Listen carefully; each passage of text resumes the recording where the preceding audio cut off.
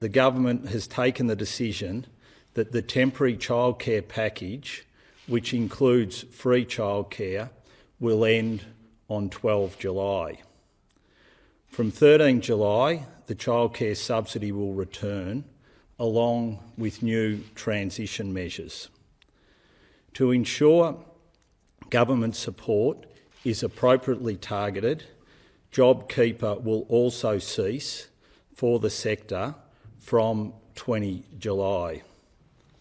Instead, the government will pay childcare services a transition payment of 25% of their fee revenue during the relief package reference period, which is, as you would recall, the fortnight ending 2 March, from 13 July until 27 September, to support the transition back to the childcare subsidy system.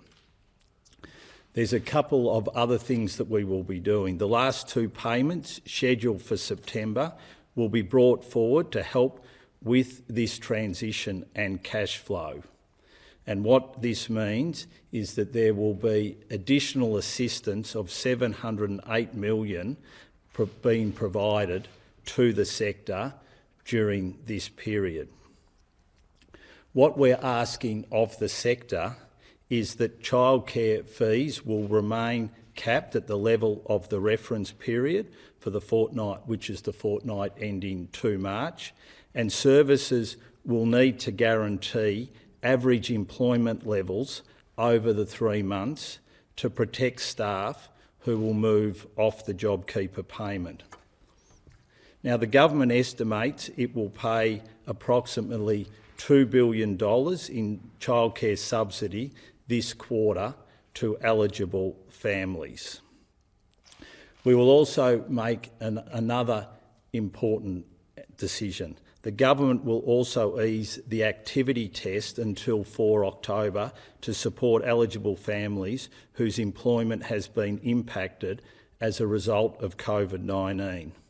Now, the activity test sets out the minimum number of hours a parent must spend working, studying or volunteering to qualify for the childcare subsidy.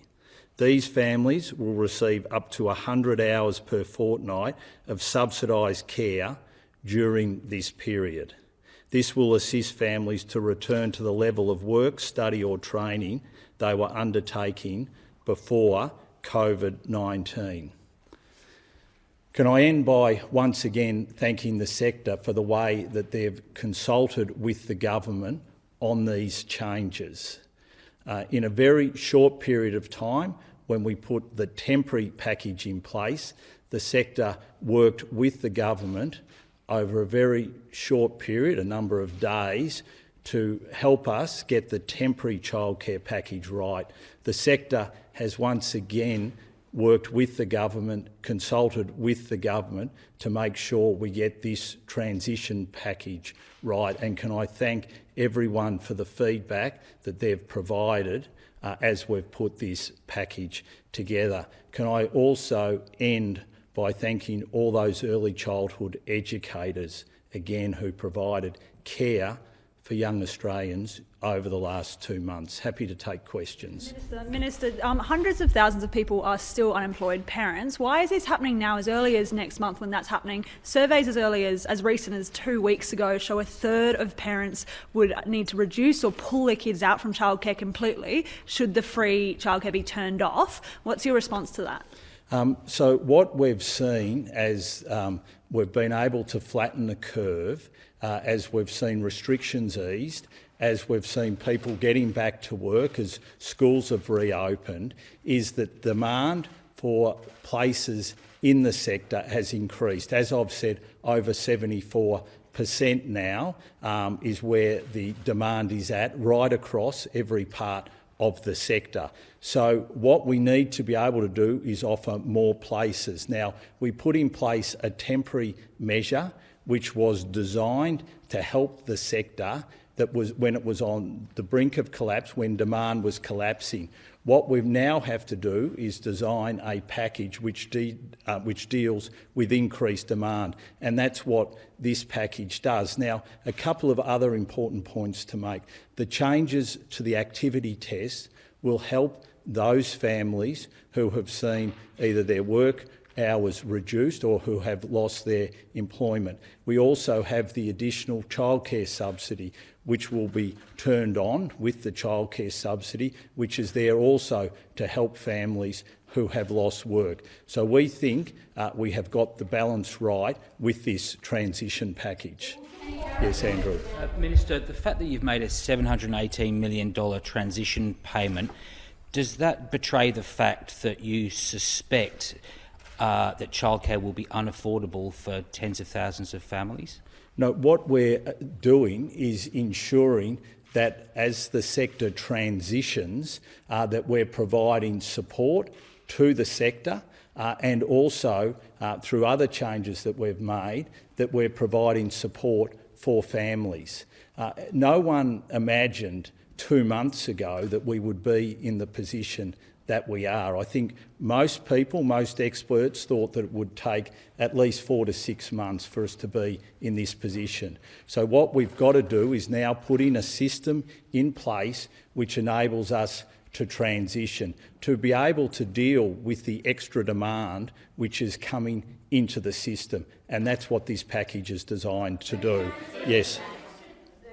You say we're seeing extra demand now, but a big part of the reason demand did drop was because hundreds of thousands of people have lost their jobs and they couldn't afford the fees. So how will putting the fees back on help those people who've lost their jobs? Well, this is something that we've discussed with the sector at length, and what we have done is through the changes that we've made to the activity test, that will help us deal with that issue. So what that will enable parents who have lost their work to do is to be able to get access to support, but because of those changes we've made to the activity test. And they are an incredibly important element of the package that we're announcing today.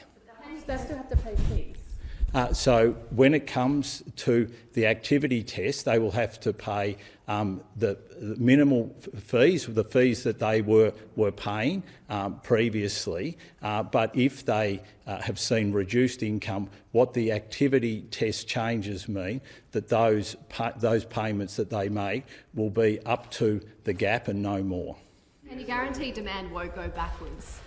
Look, we can't guarantee that demand won't go backwards, but what we can guarantee through this package is that we've done everything we can to support the sector transition, that we've consulted with the sector, listened to what they've said will be needed to make sure that demand will continue to grow, and we think that we've got a package that will work for families going forward. Do you disagree that this isn't going to put pressure on a portion of parents, though? As we've just heard, they're still going to need to pay something. That is still different to it being free.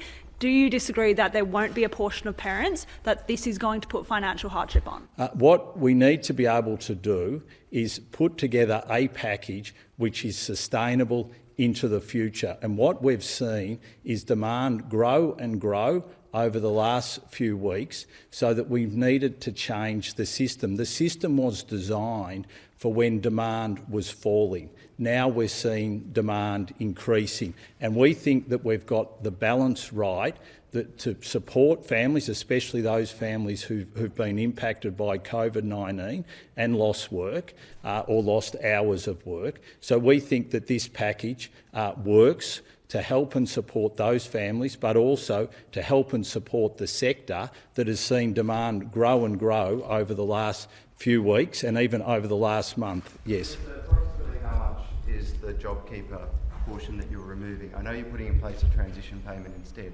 but just so we can understand the net impact, what's the approximate amount of JobKeeper that you're removing?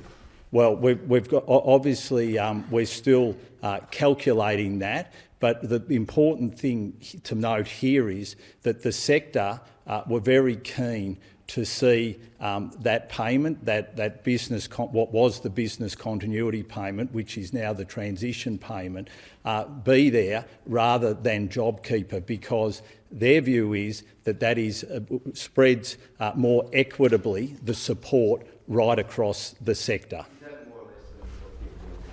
Look, we're still working that out. It's probably will be a tiny bit less than what JobKeeper would be, but what we need to be able to do is make sure that we can provide that support equitably across the sector. And so the discussions and consultations that we had with the sector, they thought that it was much better to continue with the old business continuity payment, which becomes a transition payment. Will every service be able to access that $708 million, not just those who are getting JobKeeper now? So every service will get that business continuity payment. Yes. So just to be clear, from July 13, parents will go back to paying what they were essentially paying before the COVID crisis struck. Is that right? That's right. The childcare subsidy system will be turned on 13 July. So, Minister, can I go back to what I was before? If you think that the subsidy, or having free childcare, has done its job, and yet you acknowledge that the sector needs transition payment, are you at the same time saying that you think that parents can now return to paying it, given we know that unemployment is going to be as high as 9% according to the Reserve Bank as distant as December? What we're saying is that we need a transition package in place, and that is what we're putting in place, is a transition package. We're not saying that we can just go back to normal. We're saying that there is a need to transition, and what we're seeing is that demand has increased, and demand has increased. So our last survey, which was for over 40% of providers, showed that demand is at 75%. So a package which was there as a temporary relief package, which was there for when demand is falling, now needs to transition, and that is exactly what we're doing. Minister, whether you think parents now can afford to pay it? So what we're saying, and we've had strong consultations with the sector, is through the changes that we've made here, that we will be able to support not only families but the sector transition, and that is what this package is designed to do. Yes, the back. Who lost their job and is now on the JobSeeker payment plus the coronavirus supplement, so they're getting approximately $80 a day. If they have their kids in long day care, even if the subsidy is back on at the level it was, they're still having to pay $50 a day, and they're only getting $80 a day in income. How does that work for them? JobSeeker parents qualify for 72 hours of subsidised care or automatically. So obviously we want to do what we can to support them, but we've got demand now in the sector at 74%. So we have to change a system which was designed for when demand was falling to one where demand was increasing. And that's what we're doing. And we've done this in consultation with the sector. You said from the beginning this was a temporary childcare, it was temporary and not sustainable, but since then we've seen an accounting error of $60 billion. Could that now not be put towards extending the childcare until unemployment goes down and parents are well and truly out of the woods? Well, what we did was put in place a very successful temporary measure, which saw 99% of the sector remain open and providing care for children during the pandemic. 99% of services remained open during that time. Now, that was put in place in a short period of time with consultation with the sector. We have now consulted over a longer period of time to put in place transition arrangements. So I'm confident that these transition arrangements will still enable families to get the care that they need, will still support the sector to remain open and remain viable, and will help us as we transition out of the worst of the pandemic. With JobKeeper being removed for the childcare sector, will the government also look at removing it early for other sectors where demand has bounced back ahead of September?